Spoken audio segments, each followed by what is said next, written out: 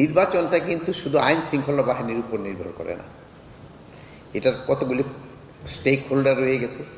এটার মধ্যে একটা হলো জনগণ, তারা কিভাবে পার্টিসিপেট করতে চায়। সবচেয়ে বড় স্টেক হোল্ডার যদি বলেন পলিটিক্যাল পার্টি, তারা নির্বাচনটা কিভাবে চাচ্ছে।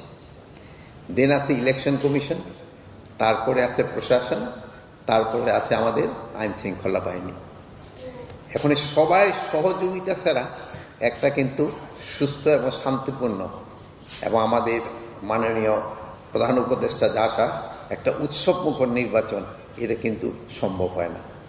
তা আমাদের যেই আইন শৃঙ্খলা বাহিনীর কাজটা, ওটা আমরা পুরোদমে করে যাব। এটা হলো এই যে দেখেন আপনাদের কর্মসূচির মাধ্যমে।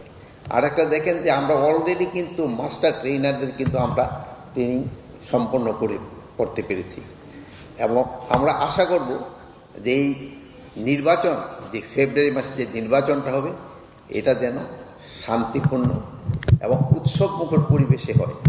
এই জন্য আপনাদের সবাই সাহায্য এবং সহযোগিতা দরকার, এবং এই ব্যাপারে আপনাদের কোনো কার্পণ্য থাকবে না।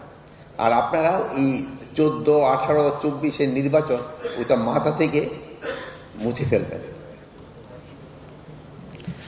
আমি আপনাদের আরেকটা আশা করব আপনাদের থেকে, আমি অনুরোধ এটা আপনাদের থেকে, আমরা সমাজ থেকে কিন্তু দুর্নীতি এবং মাদক এটা কমাতে পারি নাই।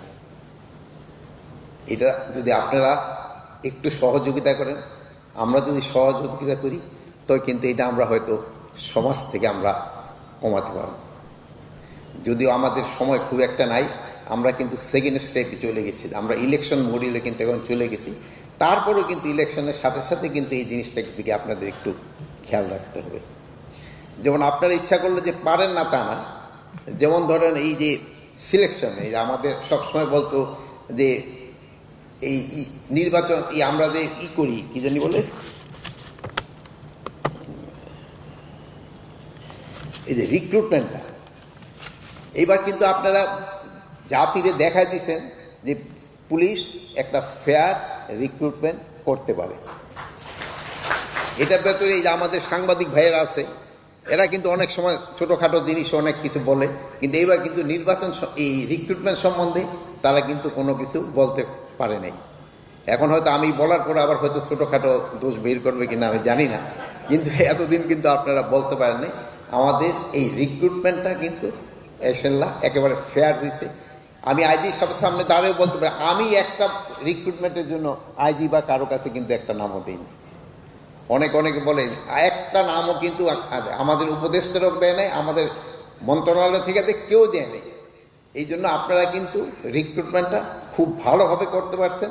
এই জন্য আমি আপনাদের আমার অন্তরস্থল থেকে আপনাদের আমি ধন্যবাদ জানাই।